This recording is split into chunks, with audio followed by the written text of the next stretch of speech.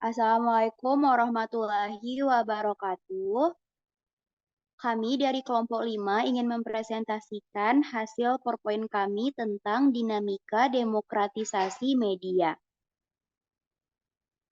Baiklah, kami terdiri dari 6 orang kelompok. Yang pertama ada Rahmat Effendi, selanjutnya ada Nofri Fajar Ramadan, lalu ada Adrian Pradana Putra, eh, dan Muhammad Raihan Naufal Ataya, Yanda Wulandari, dan saya sendiri, Venasya Valeriska. Baiklah, kita masuk kepada materi pertama, yaitu tentang apa yang dimaksud dengan dinamika demokratisasi media. Dinamika demokratisasi media sendiri adalah hal yang mengacu pada perubahan dan perkembangan yang terjadi dalam industri media dengan tujuan untuk memperkuat dan melindungi kebebasan pers serta partisipasi masyarakat dalam proses komunikasi dan penyampaian informasi. Lalu demokratisasi media mencangkup berbagai aspek, termasuk kebebasan berekspresi, akses terhadap informasi, pluralitas media, partisipasi publik, dan akuntabilitas media. Selanjutnya akan dibantu jelaskan oleh rekan saya, Rahmat Effendi. Kepada Rahmat Effendi dipersilahkan. Perkembangan media dan demokrasi di Indonesia. Pada tahun 1945, ketika Indonesia mengundang demokrasi, media juga muncul sebagai salah satu sumber informasi dan komunikasi. Media tersebut meliputi televisi, radio, dan pers yang telah memainkan peran penting dalam keberlangsungan demokrasi di negara ini. Dalam tahun 1990-an, kemajuan teknologi dan globalisasi membawa transformasi media di Indonesia. Internet, sosial, media, dan teknologi informasi mengubah cara orang-orang mengakses informasi dan berinteraksi satu sama lain. Hal ini mempercepat penerapan demokrasi di Indonesia, tetapi juga membawa kerugian, seperti pengalaman pemikiran yang tidak seimbang dan pengajuan informasi yang tidak jujur. Materi selanjutnya akan disampaikan oleh Fajar.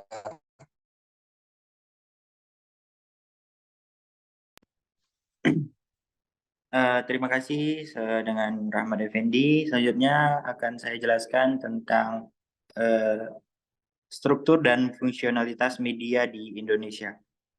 Struktur media di Indonesia terdiri dari berbagai macam lembaga, termasuk pers, televisi, radio, sosial media, dan internet. Pers merupakan salah satu media yang paling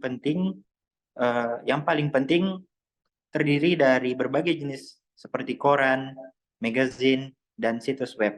Televisi dan radio juga memainkan peran penting dalam informasi dan komunikasi di Indonesia. Kemudian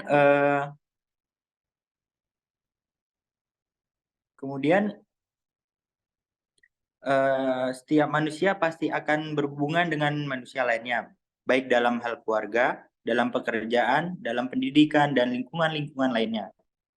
Untuk bisa berhubungan dengan baik antara setiap manusia, maka dibutuhkan yang namanya peran atau fungsi masing-masing. Dari fungsi manusia pada suatu lingkungan itulah muncullah tugas-tugas yang harus dapat diselesaikan dengan baik. Tugasnya yang tidak dapat diselesaikan biasanya menyebabkan suatu lingkungan masyarakat menjadi tidak harmonis dan tidak teratur. Dengan demikian, dapat dikatakan bahwa pembagian tugas yang diberikan oleh setiap manusia disesuaikan dengan fungsi dan manusia itu dalam lingkungan masyarakat. Rasanya akan sulit untuk diterima oleh setiap manusia jika tugas-tugas yang diberikan tidak sesuai dengan tujuannya. Bukan hanya fungsi dari setiap manusia yang perlu diperhatikan, tetapi struktur sosial dalam lingkungan masyarakat juga perlu diperhatikan. Struktur sosial yang baik dan benar akan menciptakan lingkungan masyarakat yang harmonis dan teratur. Apabila struktur sosial dalam suatu lingkungan masyarakat berantakan, maka anggota masyarakat tersebut tidak bisa menjalankan tugasnya dengan baik, sehingga bisa terjadi saling menyalahkan antar anggota yang satu dengan yang lainnya. Pada dasarnya, banyak sekali teori-teori struktural fungsional menurut beberapa para ahli, seperti Emile Durkheim dan Robert King Merton. Selanjutnya akan dijelaskan oleh Noval.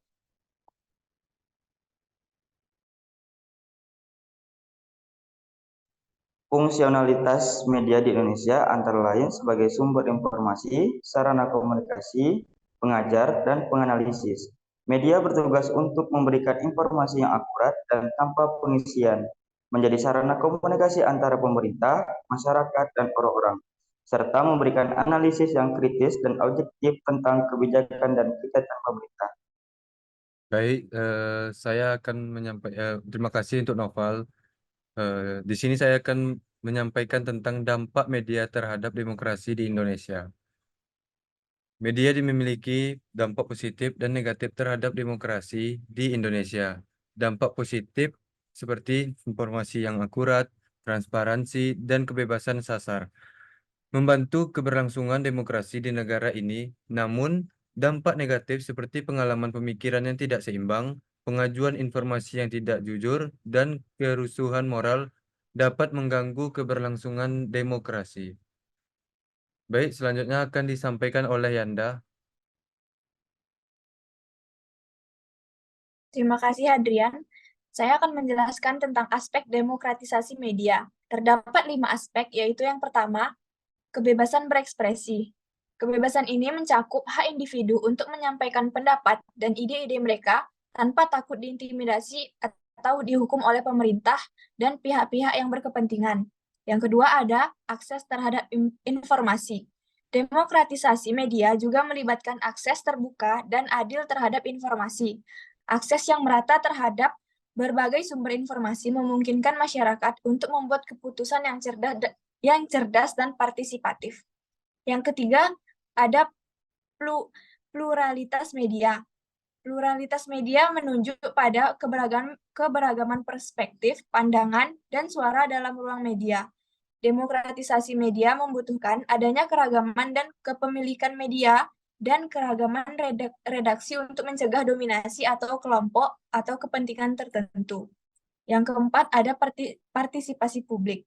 Partisipasi ini mencakup kemampuan masyarakat untuk berkontribusi dalam pembuatan kebijakan media, memberikan masukan, dan berpartisipasi dalam pengambilan keputusan terkait regulasi media. Dan yang terakhir ada akuntabilitas media.